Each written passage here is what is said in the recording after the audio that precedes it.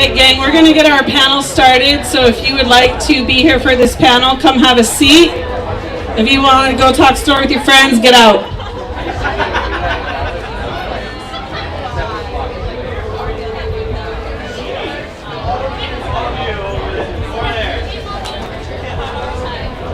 Okay.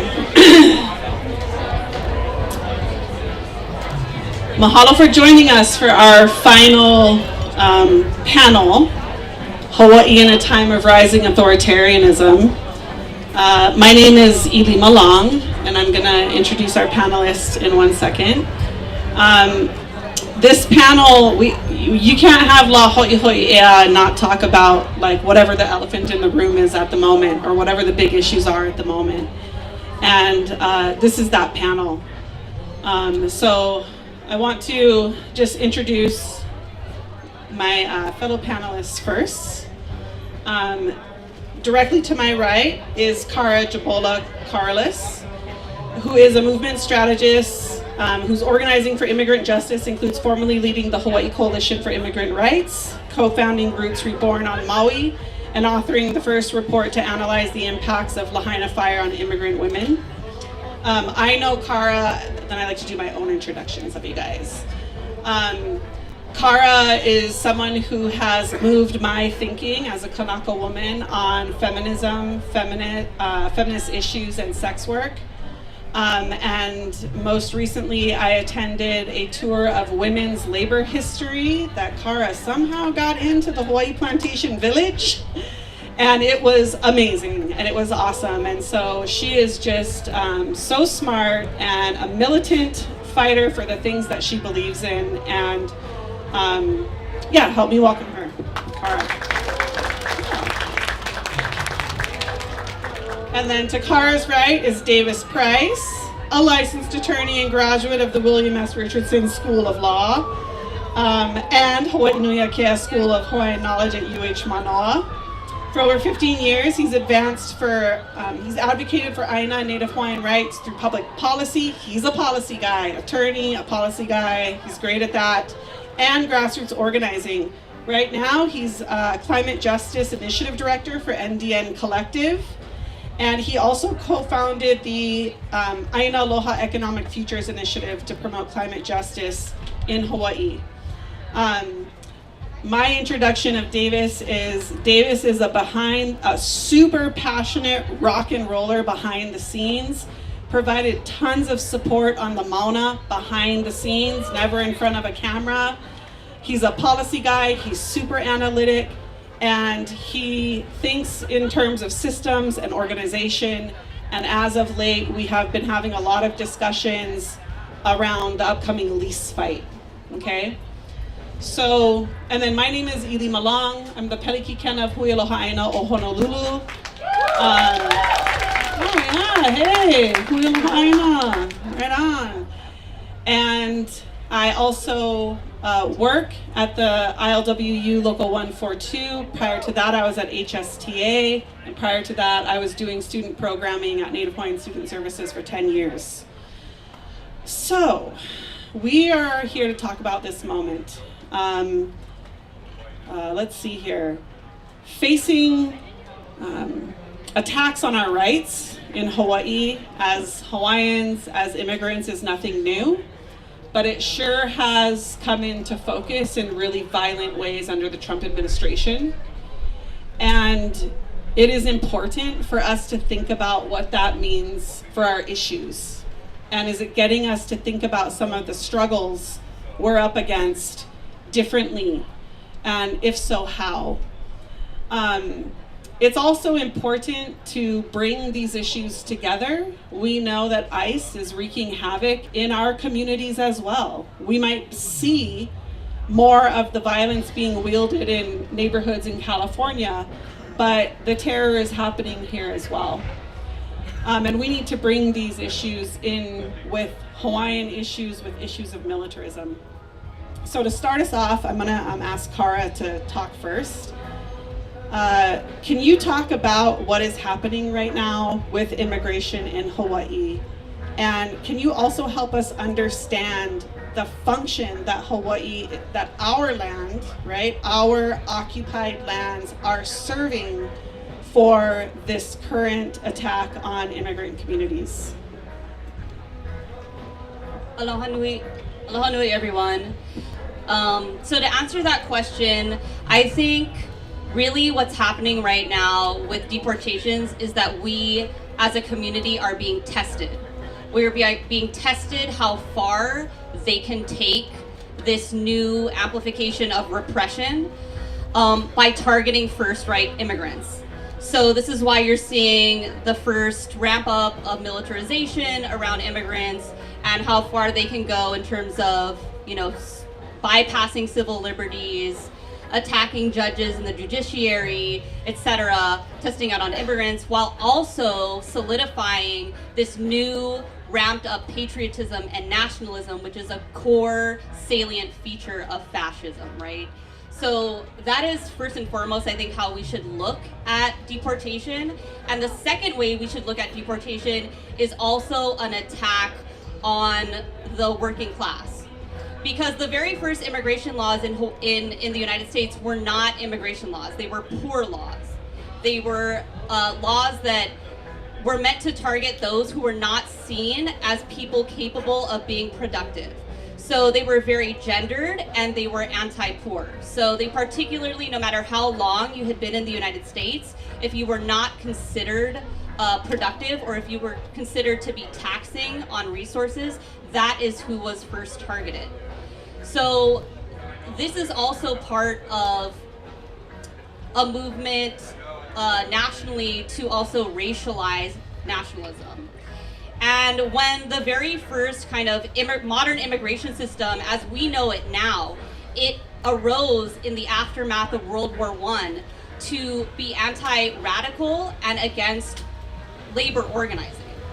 And so that is when you had deportations becoming punitive, becoming systematic, and being centralized with the federal government and not just left to the states. And the effect of that was to make the fear of deportation ever present in the lives of workers.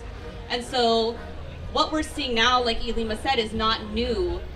Authoritarianism has been constant and episodic in Hawaii because authoritarianism is inherent to patriarchy. It is also inherent to capitalism.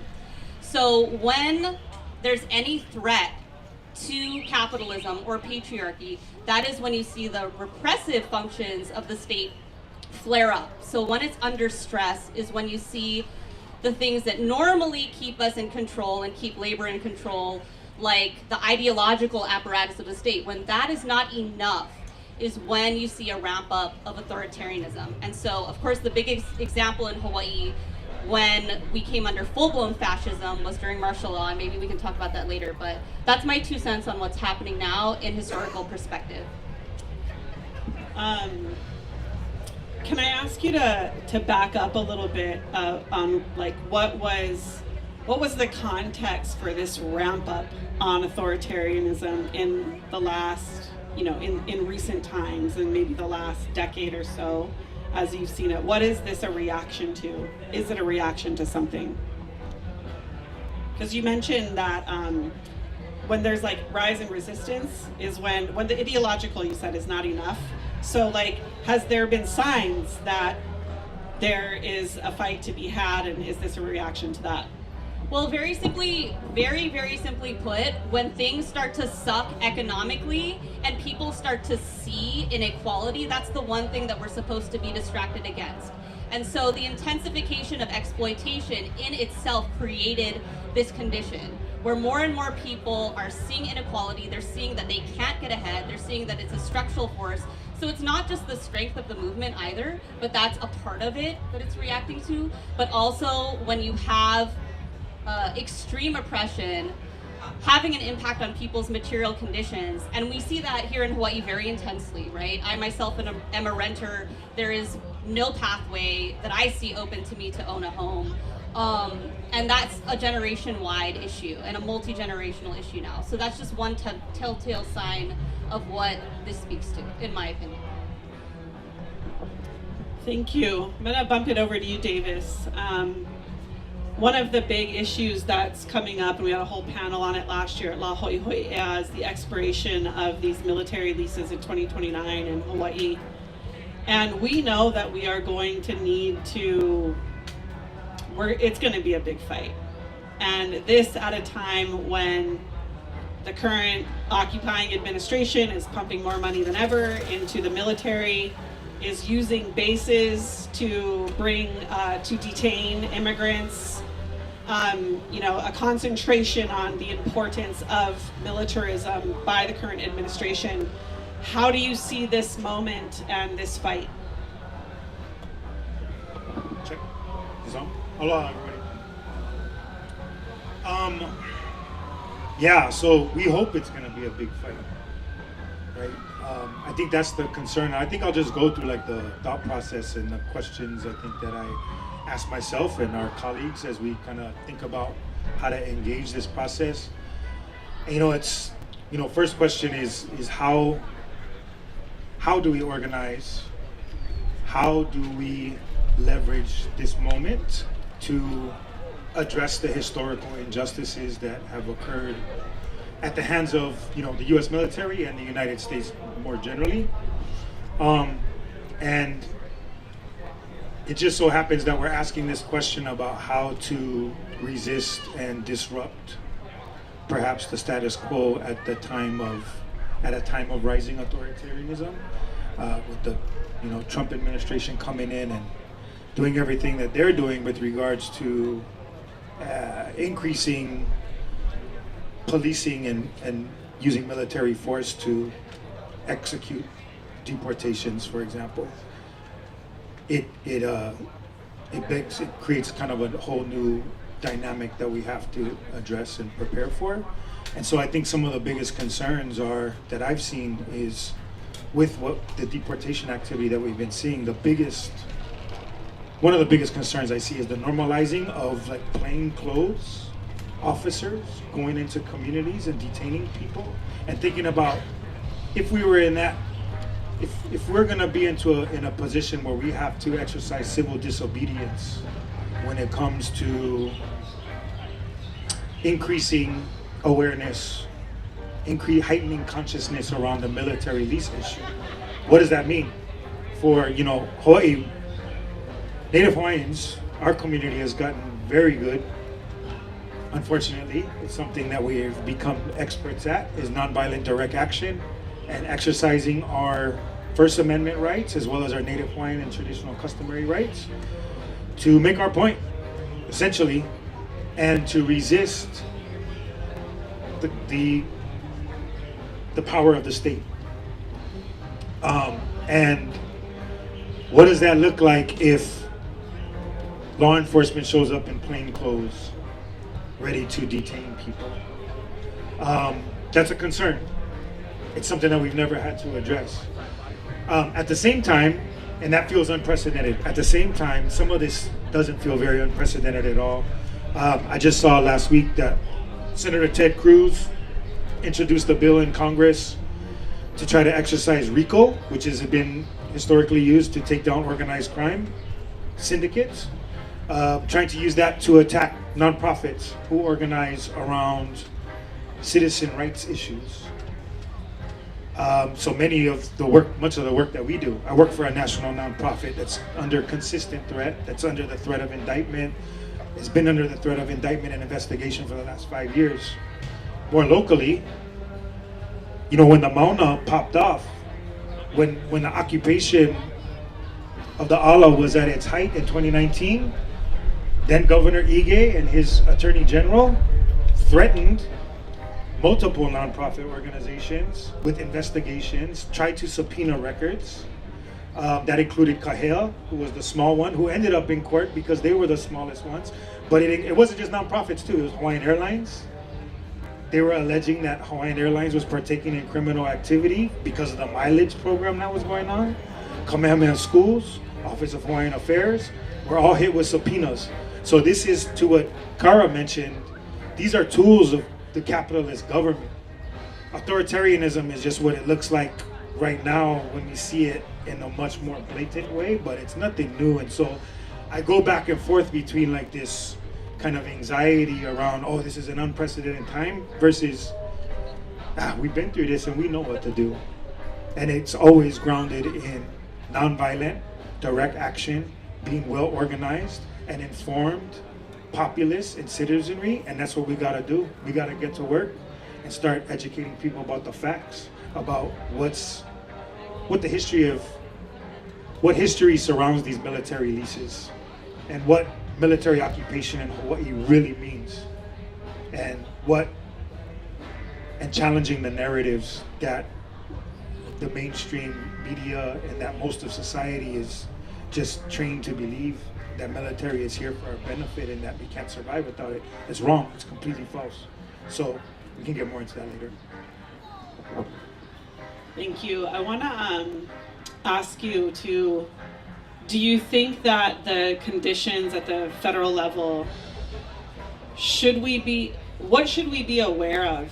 Does anything change in terms of what's likely or possible in terms of the fight to not renew any of the leases?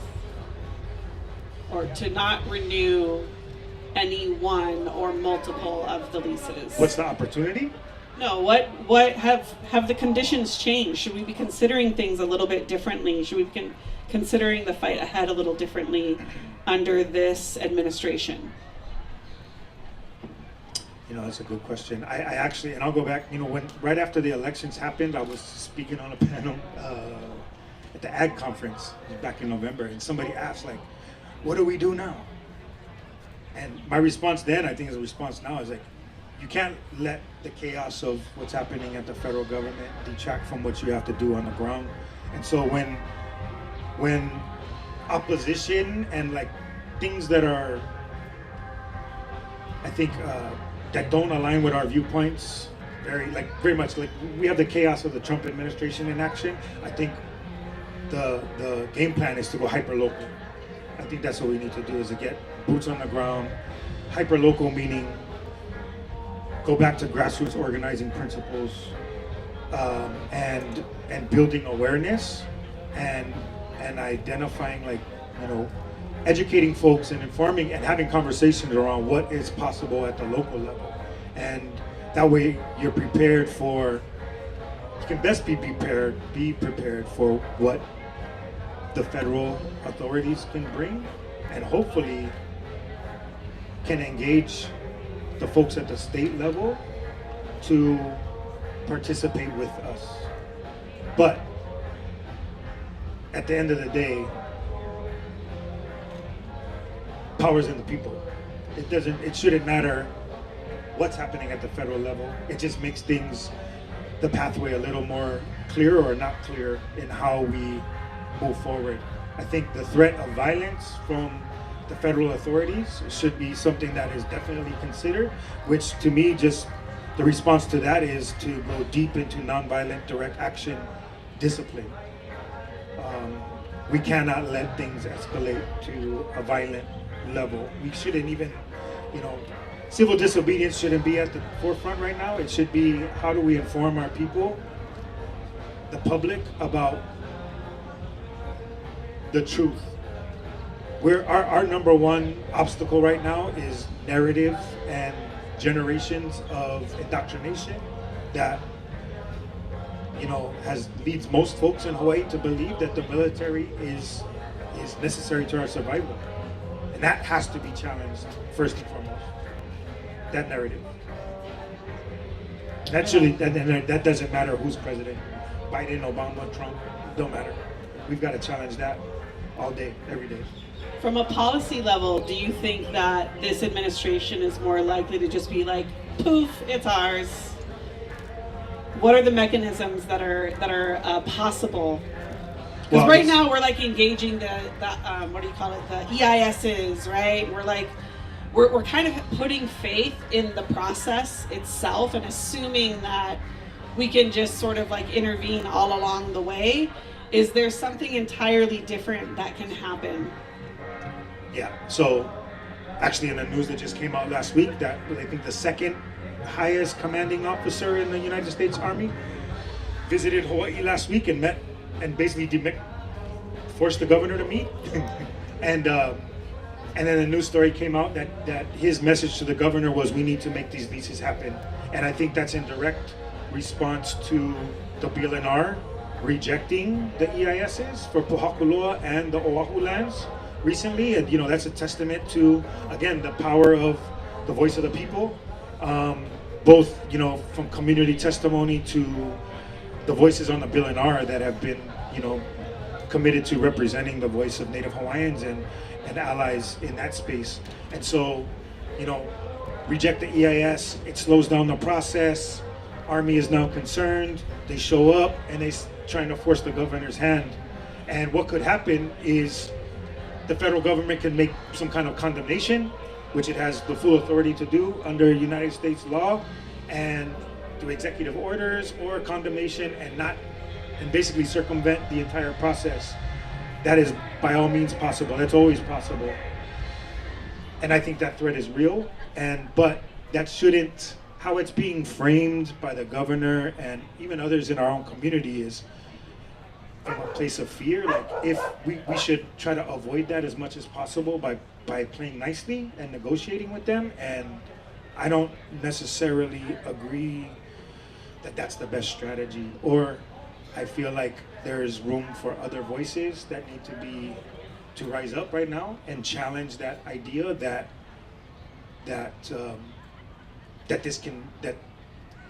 we should be afraid of the president or Congress doing this, and we should hold the governor's feet to the fire to say, no, this shouldn't be fast tracked, this shouldn't be expedited, you need to follow the procedures, and and that's only going to happen with the exercise of community voice.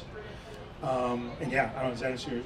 It's kind of, can elaborate a little bit more, but I don't want to take up too much time. Yeah. That's good. Come back to that. Kara, you mentioned that we've seen really intense authoritarianism in Hawaii before. Can you paint a picture about that? And the reason why, I'm going to talk a little bit about the history too. The reason why we're going to bring history into this conversation is because we actually have been in really intense moments of, or decades even, of hardcore authoritarianism in Hawaii, and those that have been overcome also. But to get a sense of, it's terrifying, some of the stuff that we're seeing.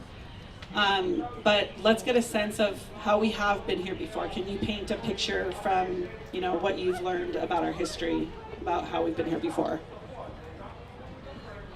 Well, the most powerful example is, of course, the declaration of martial law in 1941. So martial law has been declared in the United States 68 times. 29 of those times have been to suppress labor organizing. Not war, not invasion, not insurrection, not environmental catastrophes. The majority of the times have been to put down labor.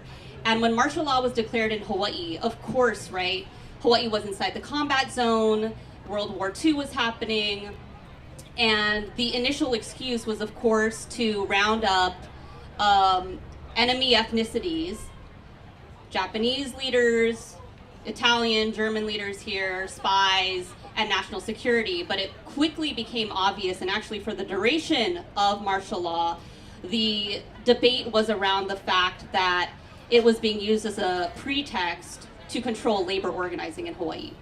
And this wasn't a fringe idea. This was actually Governor Steinbeck, the civilian governor. He literally said that this has been coming for years. People have been trying to put Hawaii under military control. This was a carefully planned pretext to control the labor supply of Hawaii. And as martial law continued, even the Department of War got exacerbated with the Honolulu Chamber of Commerce and the Big Five, saying that you guys care less about winning the war and more about just controlling the economy and gaining corporate power and suppressing labor organizing. So it became very obvious. So why?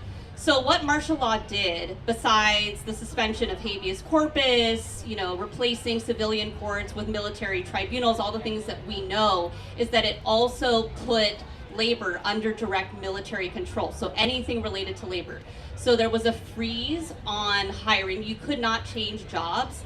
there were a huge amount of higher paying jobs open, defense jobs, but you could not switch jobs. Absenteeism, so not showing up for work, right, or quitting, were criminalized. They were criminal offenses that were punished with jail time and exorbitant fines. If you were somehow let go or lost your job, you were placed in a new job within 72 hours. You had to agree to this. You know, the plantations lent out plantation workers to the Department of Defense or War Department, and they pocketed the difference. So it was a huge boom for the plantations in terms of amassing money from the war. So all of these things were really important in making that argument and became very obvious. So, you know, there was a de facto no strike policy, no weekends. Workers had to work 70 hours a week, 6 days a week. Even high schoolers and junior high students were required to work on plantations, and they had their own luna at this time. So 1 day a week. So this is one example of very extreme conditions that the workforce at that time and the unions at that time would have seen what we're in right now as absolutely luxurious and relatively free. In fact, when they got back civilian jurisdiction over labor was when they just went, you know, haywire and started organizing against martial law, right? So not to say that this moment is not alarming, it is not rising authoritarianism, but also just to appreciate what we still have and to utilize all of those tactics in our toolbox that we still have, which, you know, from that perspective would have been considered more lax. Yeah. And I want to add to that, that at that time, you know, Kyle had spoken about the yellow peril, right? And Japanese were interned all throughout the United States. I think there were some exemptions made here because the plantations so badly needed their laborers, right? So they're like, oh, just kidding. That whole facade that the Japanese were a threat was kind of like puka through over here because the plantations were so desperate for their workers to not, you know, be interned. But there's always going to be that racialization, right? That race baiting. Oh, it's the Japanese. Who is it now? Mexican immigrants, right? The criminal south of the border immigrants that need to be detained in the name of national security, right? And so that is something to be aware of. And I want to pass this back to Davis. I'm going to give some thoughts on it first, but this is a moment where Kanaka, we really need to take seriously getting outside of our little Hawaiian bubbles. We really need to take seriously what it means that vulnerable, poor working immigrants are being detained on our lands and put into detention centers on military bases here in the name of national security. Because it is also going to be in the name of national security that they fight tooth and nail against us as we go for these leases, right? So that's one piece. And yeah, so Davis, I want to ask you a little bit, you're talking about organizing, but how are you thinking about this moment? Are you thinking about this moment as a Hawaiian outside of the Hawaiian world at all? I mean, I don't mean to put you on the spot. We haven't talked about this before, but do you see the need for a broader organizing strategy than we've typically engaged in our Hawaiian issues? Absolutely. Check. Yeah, absolutely. And the reason is a lot of you just laid a lot of that out. But really, it's because of like the narratives that we're up against, which is national security. We heard that. We always hear that with regard in Hawaii. We hear it with regard to the military leases. We heard it when Red Hill.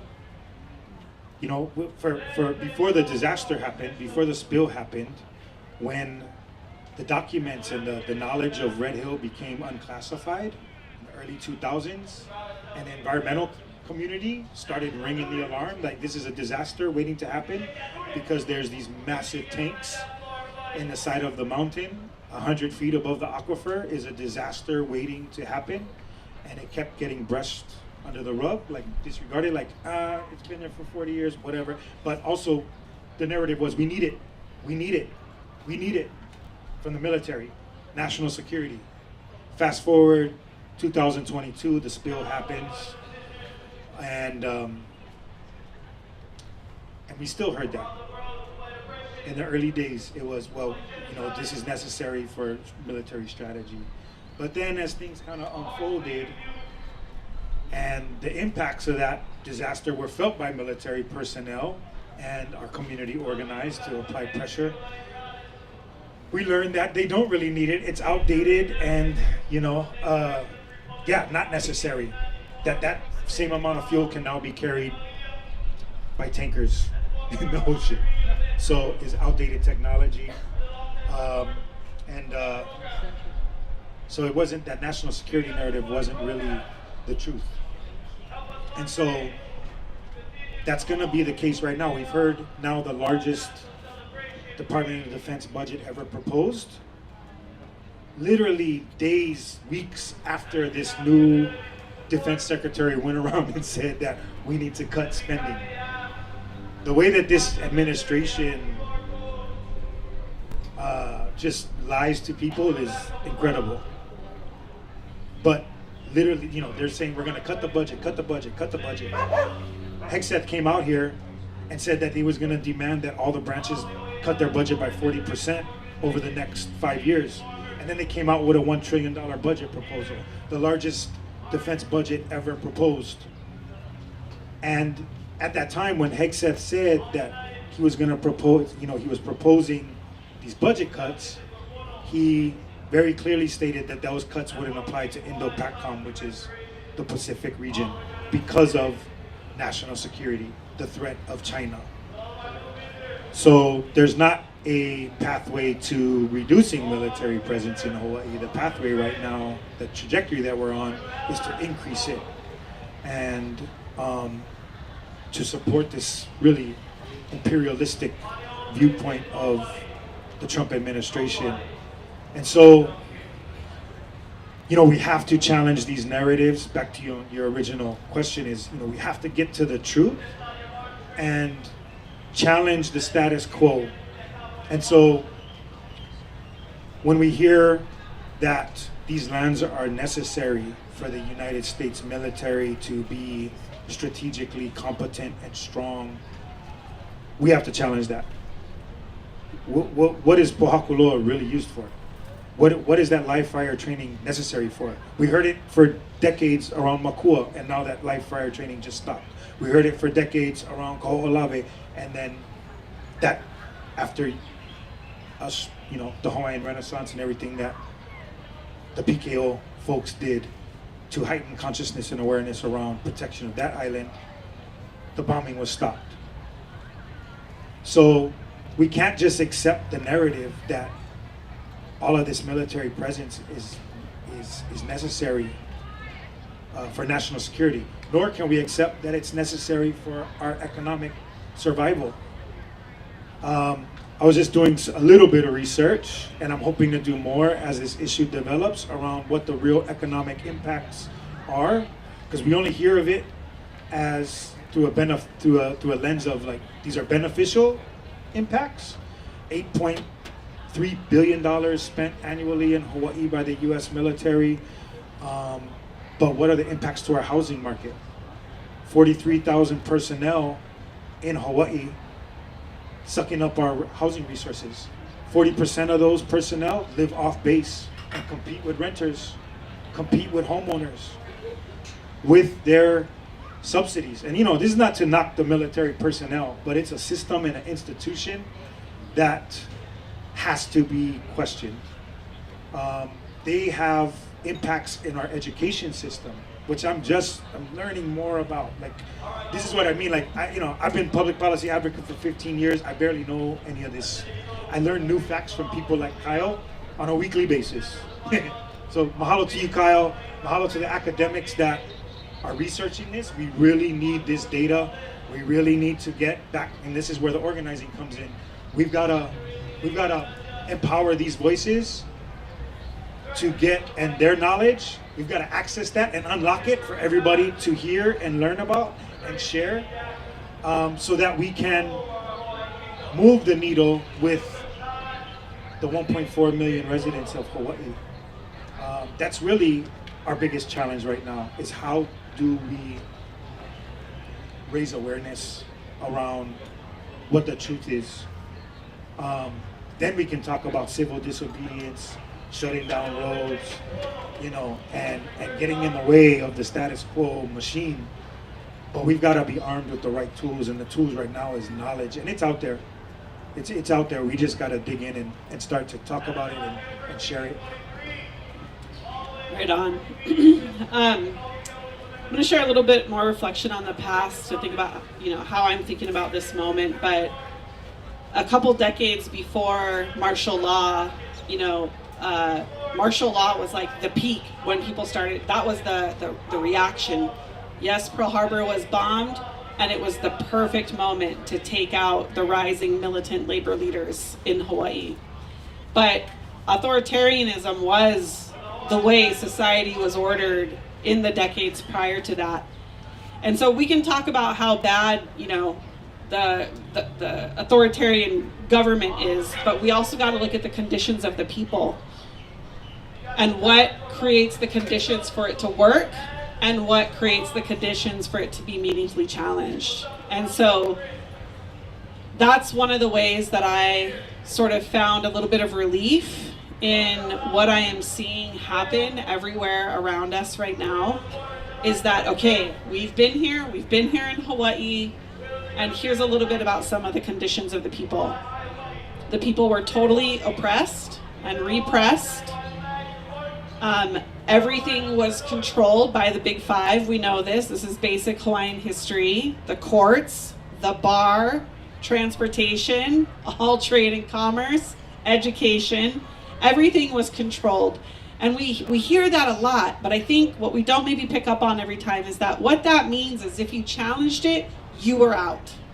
You were retaliated against. The corporate class was so organized, they would retaliate against anybody who went against them. You would lose your license to be a practicing attorney, right? You would not be able to grow a small business that challenged theirs. You know, you would be put in jail. And the struggle of the people was very siloed. So we know this as Hawaiian history, or Hawaii labor history as well, right? The Japanese were on the Japanese plantations, Filipinos, Chinese, and if one rose up in their silo, the other would be sent to break their strike.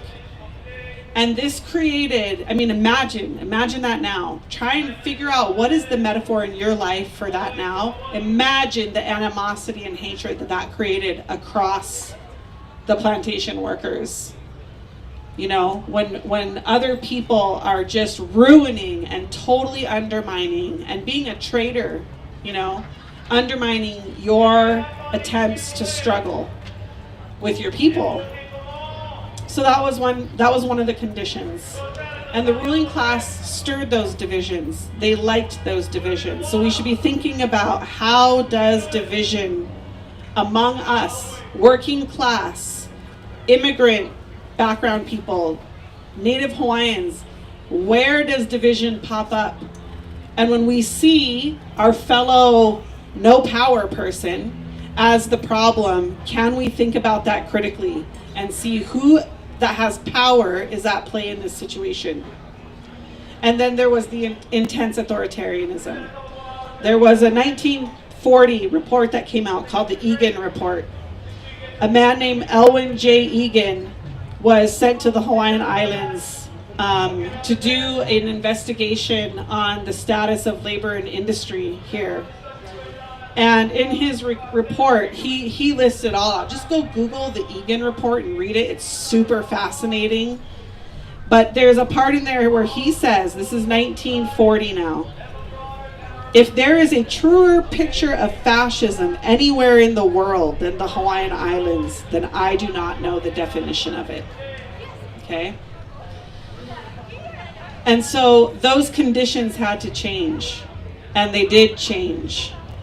And it was people who were studied in Marxism and people who were getting introduced to more militant concepts of unionism that came in and started organizing across. And I'm sure it wasn't easy to be like, look, that Japanese plantation worker is not your enemy. We all got to band together under, against the corporate class, the big five, right? What is our version of that today? To me, it's identity politics and culture wars. And it's totally being exploited by this administration in particular. The Democrats fucking love culture wars too. So I am no fan of the Democratic Party at all. They are just a identity obsessed version of the Republican Party. But then the Republicans will just shamelessly come out. I don't know if you all saw that horrible presidential campaign commercial that was running during the Super Bowl. Kamala Harris is for they, them. Trump is for you. Yeah? That's culture wars, that's identity politics, and it is incredibly at play in the political landscape, and it is incredibly shaping the organizing opportunities right now. Okay, there's a lot of people, a lot of working class people in Hawaii that buy into that stuff. So like they overcame this kind of me versus you thing in the past, we are right there once again. And it is a huge challenge. All that unity we felt on the Mauna was so beautiful. We were all together in one lahui. And then, oh my God, go look at all the social media accounts that all the working class Hawaiians follow right now, and we are not unified at all. Maybe under some Hawaiian issues, but that's not going to cut it to take on what we have to take on ahead of ourselves. I mean, in a little bit, or what we have to take on right now. And then the other part is the, organizing ourselves. So we have to get beyond that identity. Like we mentioned in the panel before us, the labor movement made a very liberal turn after statehood and became part of the development power apparatus, right? And didn't take on Hawaiian issues or sovereignty issues that whole time through. Other labor movements in the Pacific did, kept on a revolutionary anti-colonial trajectory. Hawaii did not. So then you have the Hawaiian movement takes off in the 70s. It's not super, it's kind of organically class-based, all the grassroots NACAs have always been at the head of the sovereignty movement, but it didn't instill that as one of its theoretical frameworks, class. It went off and did its thing. So how I see it is these things need to come together now. It's time. It's time. We, as anti-colonial as we are, we need to have a sharp class analysis in there. We need to know who is us and who is them. Yeah? Us is not just Hawaiians. Them is not just everybody else. Does that make sense? Why I'm even saying that? Yeah? And then if we have a class analysis, it has to be anti-colonial. We cannot do class without Hawaiian sovereignty. Right? And without land back, and without country back, and without deoccupation. So that's how I'm thinking about authoritarianism now, is sort of through the lessons of the past. And I think we'll just give some closing thoughts on the, what is the kahea right now? What is the kahea? That was my kahea. What is your guys' kahea? And then let's open it up for some Q&A and some discussion.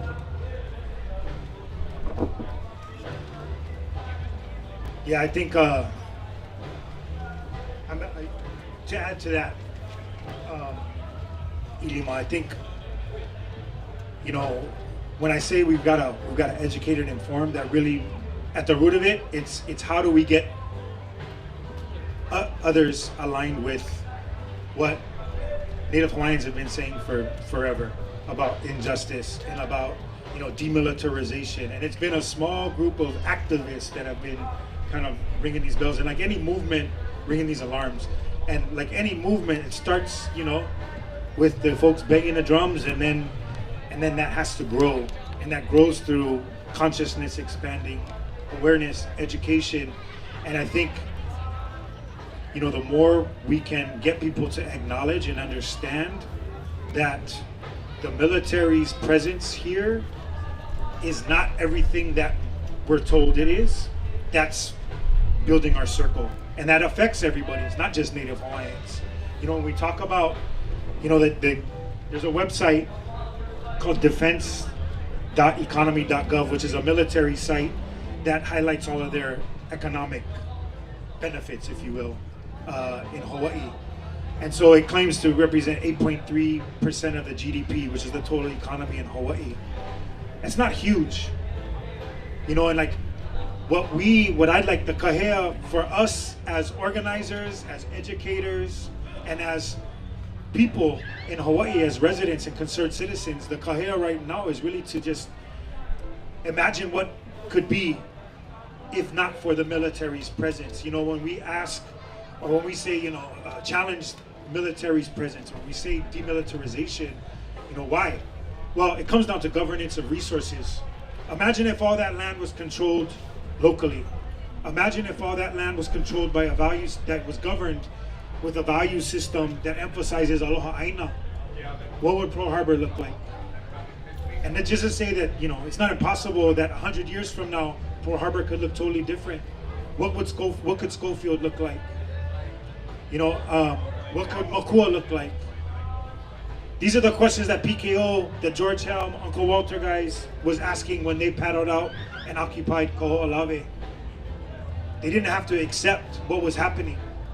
And just, you know, we're working on farmland up on North Shore right now. We can still hear the gunfire training and the practicing and the bombing happening at Schofield, at Paumoho.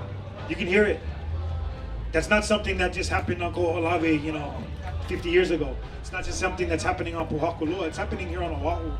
And so we have to really start to challenge ourselves to imagine a different future. And there's so many ideas out there, and there's communities that are actively working on this. If you go out to Waimanalo, they've been talking about what could happen with bellows for the last 50 years. If you go out to Makua, Auntie Lynette, I saw her walking around. Auntie Lynette, Uncle Sparky guys, Malama Makua, Auntie Terry, the forefront of DMZ, demilitarization. They've been saying this since the 70s. What could be different? You know, and we cheer them on, but the system has done horrible things to these people. And just that in itself should be the reason for us to stand up. You know, and it's an interesting dynamic right now because we're not facing the threat of trucks on a given day moving up a road that we can block. We're dealing with high-level negotiations and decision makers meeting. So how we disrupt and how we challenge that, it's gonna take a lot of creativity and a lot of solidarity. So I would just say, stay tuned. We have some ideas and some things that, you know, there's multiple folks working on multiple fronts that we're hoping will make the news. And it's really gonna start with each other, individuals challenging themselves to say, we don't, you know, challenging what you think you understand and what you've been taught. And that is that the military is here for our benefit. We can't just accept that anymore.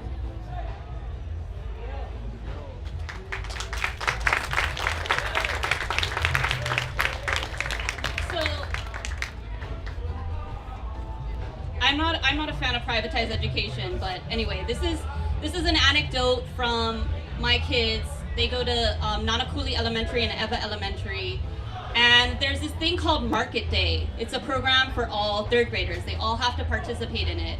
And at the end of each month, they start the school year with no money, and they have to earn money by being good students. And at the end of each month, they have a business, and they bring goods from home or that they make, and they have to sell them to accumulate more money.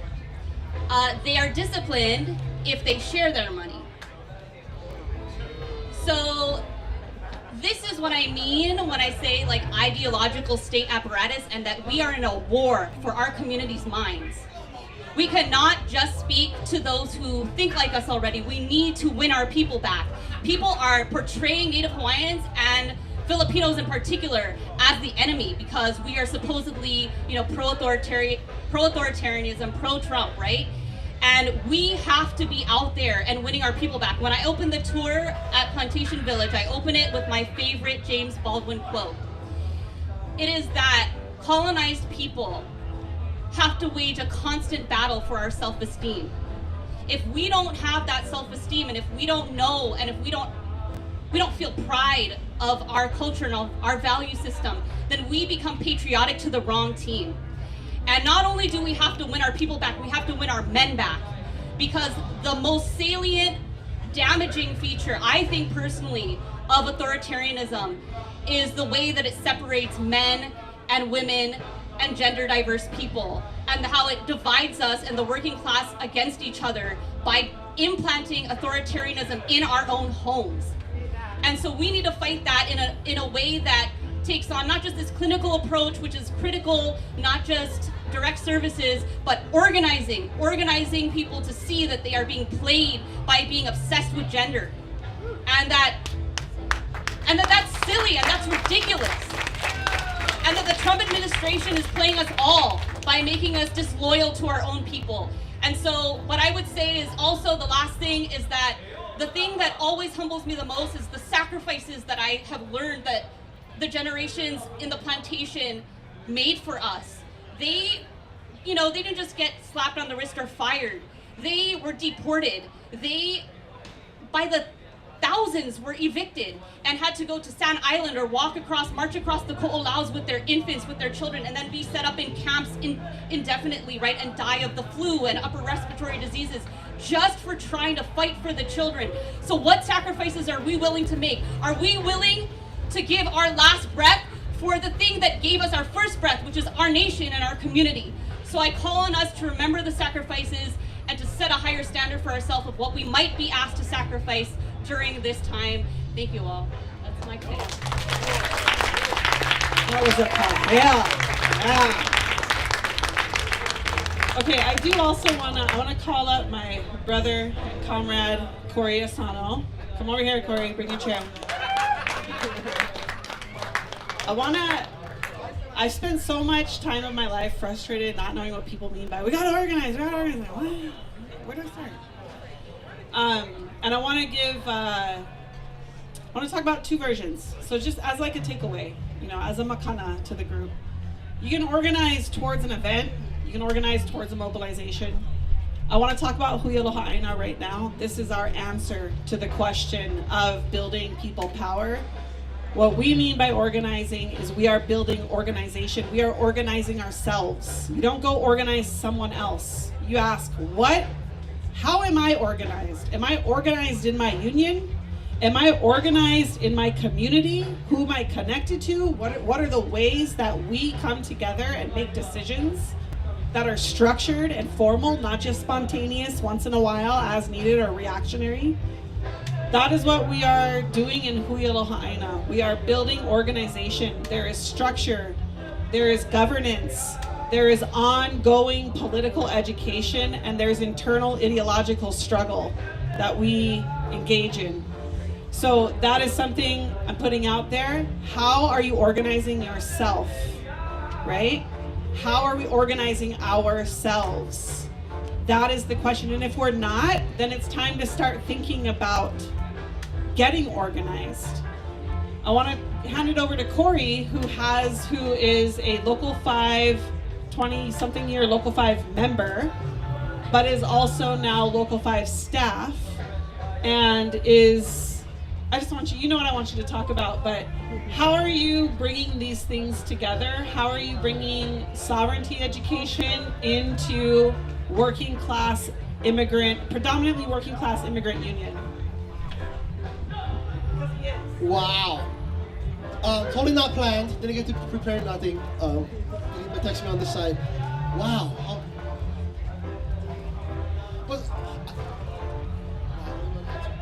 I think for me is I'm a worker. right? So much times earlier, like somebody's ideas come from academia down. That is what I can do is relate to workers, and that's what the power is to me, is the people, right? And then so I try to just share stories, pretty much is what I do. Share stories of struggle and kind of help people understand that we're all in the same fight. It's all one fight, whether it be sovereignty or just a better life, right? We're all workers, that's people that are just trying to get by under this system. And the only way I found that we can beat this system is to organize workers to build power.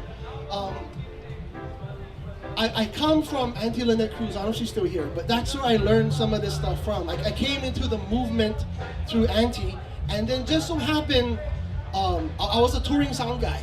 I used to do this stuff all over the world and stuff, and I got married, I needed a job. And just so happened, the guys that was hiring was in Sheraton Waikiki, and they had a sound department. I didn't know it was Local 5.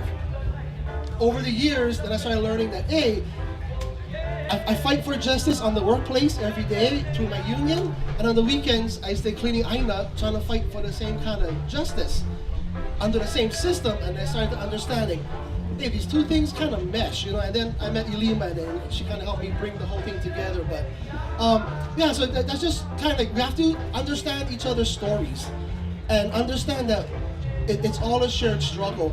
And a second part to it, what I learned was, people sometimes hate the hotel union because we think we're pro-hotel industry, and that's a problem. But my thing is, how would you fix the problem? Are we going to hold signs of the hotel?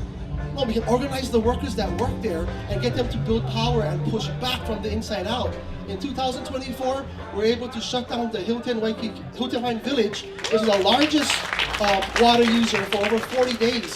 And we messed with a whole bunch of their stuff. So through organizing power, we can really make stuff happen in real time now for our people. And power helps grow power. So the second part of it is, once you go through something like that, once the workers go through 40 days of struggle together, it's no longer housekeepers versus front desk versus the self-interest kind of disappears, and it becomes like one big family that just kind of, it's this kind of weird organic thing. But I think that's the kind of thing we as a community have to kind of get to. Let go some of the personal interests, understand that the person over next to you is going through the same stuff, right? We all gotta afford to live here, we all need clean water, and yeah, and then the way that I found that is the best method is organizing people for power. Yeah, Corey. Just to elaborate, Corey has also been doing sovereignty education, thanks to supportive leadership in Local 5, sovereignty education amongst the staff and sort of the leadership structure of members in Local 5. And now, next week, so I'm just gonna out you, next week is the Local 5 convention, and he's doing this Hawaiian education at the Local 5 convention this coming week. So there's like, I don't want organizing to be this like nebulous, how do I attain this? It's literally, this is where he works. He's doing it where he works, and that seems like impossible because our coworkers don't, like, they don't agree with us necessarily. That's exactly why it's the best place to organize. When we're always just talking to those who already agree with us, we don't build out stronger power, right? So, can I also, I have an extra mic, huh? Yeah, the sound guy. Just one more thing I wanted to add, that, because, right, so one of the struggles I had at first was, how do I talk to these immigrant workers that moved to Hawaii thinking it's America for a better life, that all of this stuff is illegal, right? And then, so one of the things I found was, they move here and they make their lives here. So that's just one thing. Like, they always tell me, Corey, I'm from Philippines, but I love Hawaii. I'm gonna fight for Hawaii. That's one thing that was neat. The second thing I didn't think is, they come here and they intermarry.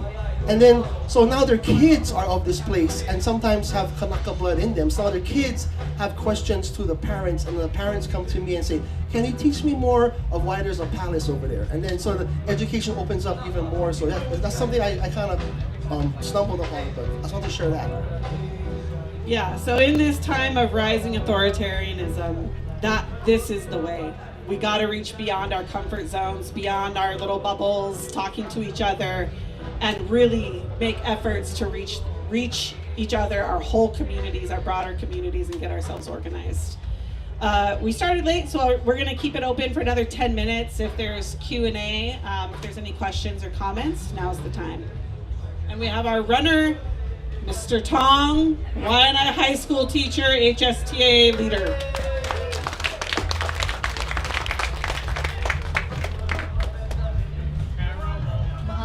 And I just wanted to remind everybody that you have until August 7th to turn in your comments against the PMRF on Hawaii.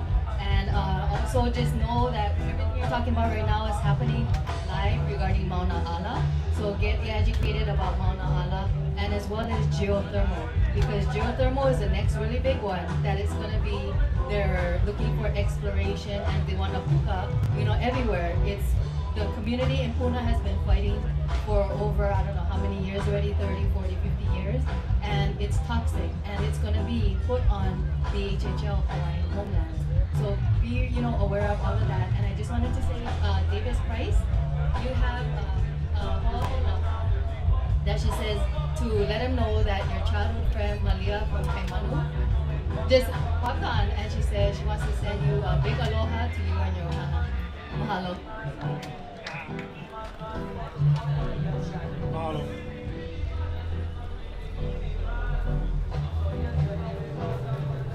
Something I'm really concerned with, especially like in this specific instance of authoritarianism, is the role that social media plays. I know that like with organizing, especially back in plantation days and stuff, a huge part of doing the organizing and controlling the narrative was like newspapers and control of the, the narrative in the media and the way that people and the masses were educated. And with social media, you have like Mark Zuckerberg and stuff like owning land, in Hawaii, and owning the platforms that we're communicating with each other on and building our own personal ideologies on. And those algorithms and everything like serve to divide us. And how can we combat that? How can we combat like the algorithm-driven social media that seeks to divide us and like prioritizes making a hot take instead of like building something?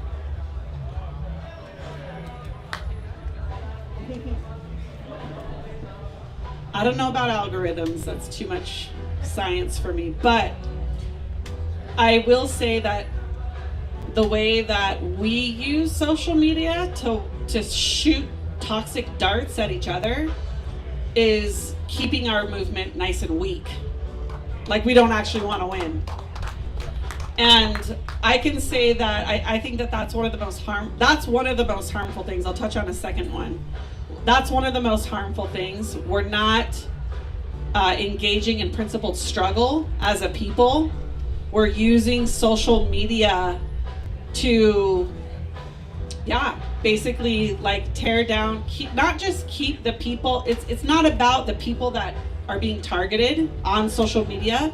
It's about creating a culture of fear to get involved in organizing in the first place. So when I see people who are throwing toxic darts at other activists or other people in the movement on social media, you're done. You're done. I will never work with you, because that is creating a culture that makes fuck fear to speak out against the government. It's fear to get involved with us, anybody, right? And there are other ways of enacting accountability and things like that. So that's one piece. The other one is just like the phenomenon of these massive platforms in Hawaii that feed sensationalism, trash, racism, anti-immigrant stuff. And I don't know what the answer is to that, other than to combat it by we have to make a bigger, more inspirational voice to sort of re-galvanize the focus into the issues that we actually need. And I'm always racking my brain at when are we going to be ready to kind of do that and turn people's attention away from Micronesians fighting in Waikiki on one night or whatever, and then letting all the racist comments spill in to it's all time for us to stand up and fight for our āINA. And we've seen it before in our lifetime, in our recent lifetime. So unsatisfactory answer, but yeah. Anybody else want to? Yeah. So I second everything that Elima just said. I think on the flip side, on the bright side, I think that Palestine shows us that we can win on social media and turn the tide in terms of popular support in a way that I've never seen. And all this, all these assumptions about the next generation lacking critical thought, lacking critical analysis, poof, right?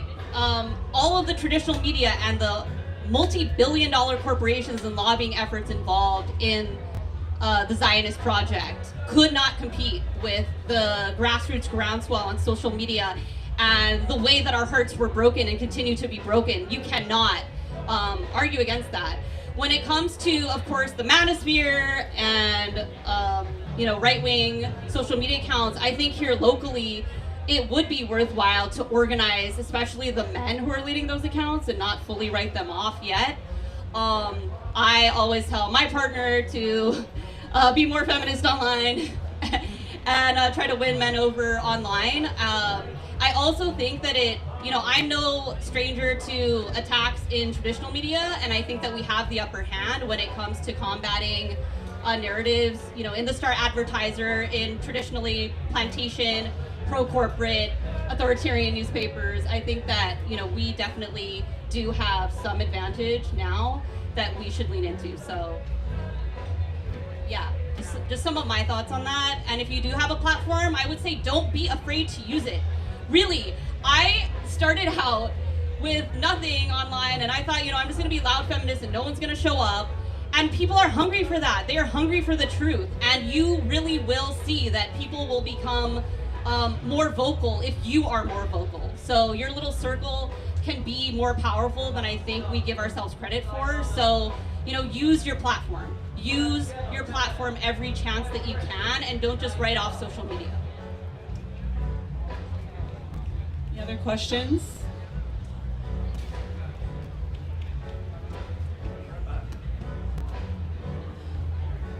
Mahalo, panelists. My question has to do with a lot of the conversation today has been about, just sort of, stretching out your circle and making sure that you're not just in your echo chamber and reaching out across divides. I was wondering, I feel like I've seen some organizations recently where, if you like, it seems very promising, and there might be some promising voices, but if you look at where the money's coming from, you kind of get a sense of, oh, maybe there's some developers behind this with hidden agendas. I guess as we're trying to make these connections across communities, how do we make sure that we're kind of not compromising ourselves? I don't know if I worded that well, but yeah, that's my question.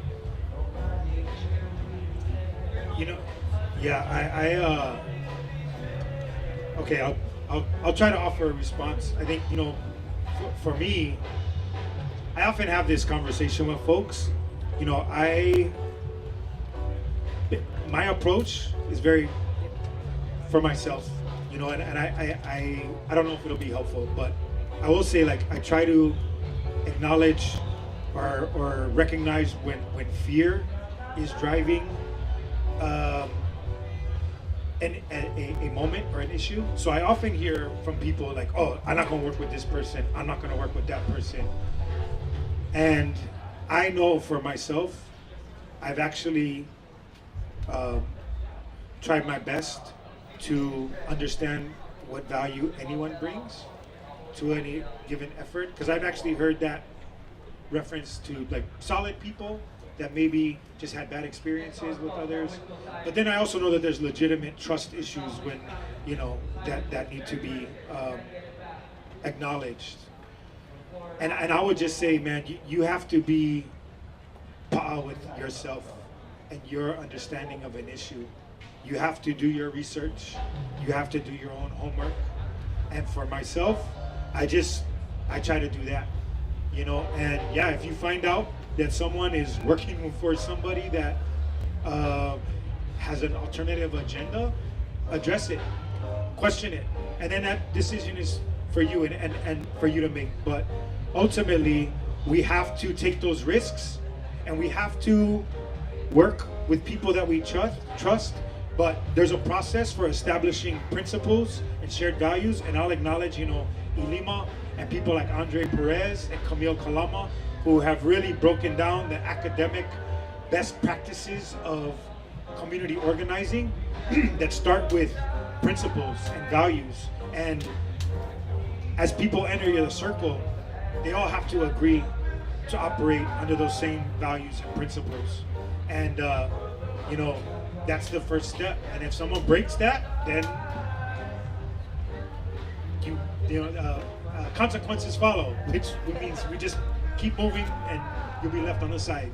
So be a good person and do your homework. And I think it's pretty simple for me. You can elaborate, Lima. I will add that also, if you break those agreements, that's one of the reasons why it's important to come into organization. You democratically build what the agreements are and what the process of accountability is. So in WELO KA HAE, we have processes of accountability because we're not going to throw away people for making mistakes either, right? But we do have these principles that everybody has to agree to strive toward in our organization. I also think that having a class analysis means understanding when the corporate class is trying to organize the people, and that is happening right now in Hawaii. The Hawaii Executive Council has, a project going on. There's the, what is it called? The something future, Hawaii's, what is it? Say it louder. Hawaii Soul, right? So you have the corporate executives organizing people at certain echelons of class to determine what is the future of Hawaii's soul. Do I believe that every single one of those executives is a cold-hearted devil? No. Maybe you do, that's fine. But do I believe that it is appropriate for the corporate class to organize the people to determine Hawaii's soul? Absolutely not. That is we're starting off wrong. That lacks the class analysis. They are not the problem solvers. And the system requires them to maintain an interest in their profits. That is the problem, right? So to your question, we do absolutely, that's why we have to develop a class consciousness, because we will be compromised. We are being compromised without such a thing in place. Any other questions? One last one. Yes. Auntie Terry. Is this on? Yeah. Mahalo for your presentation. This has been a really wonderful day. And I thank you so much for sharing your manako. I just wanted to mention that when you have the class, I'm in the demilitarization movement, and when you have a class analysis, you begin to understand that some of the people that you can talk to are actually the soldiers themselves, not the generals. That's the class analysis part of it. The generals, they live in really nice places, yeah, and they have a very high standard of their type of living. But the people that you can reach and that will understand you based on the class analysis is the soldiers themselves. And so I think it's really good when we have meetings with them. Like they should be here, some of them should be here and have a tent so that you can meet them and have them talk about the things that they are facing and the struggles that they are, facing and doing something about. And that's what I wanted to say, is that class analysis goes very far and very deep, even if you're looking at the military, And so when we think about the military, my friend and I, he's over there, Kyle Katahiro, we do a thing called detours.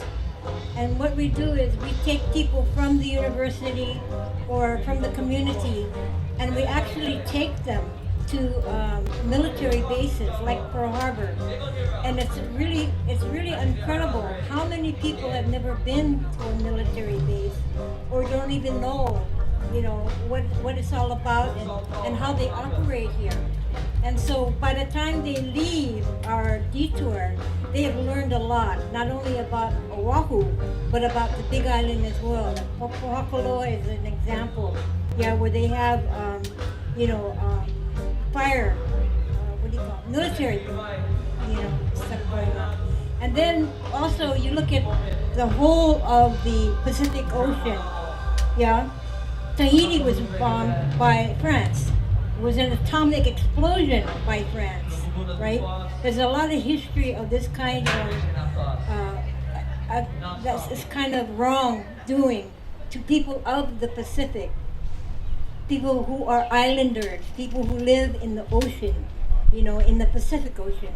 So we have a lot of comrades or people that we can talk to as well, not only in Hawaii, but across the islands, and even in people like in Puerto Rico, other places like that have gone through the same thing.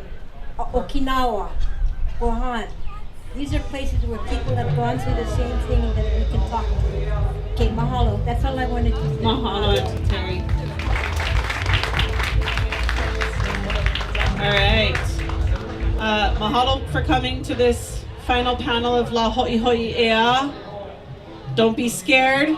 Run into the fight, but not without a group of organized comrades with you. So, mahalo.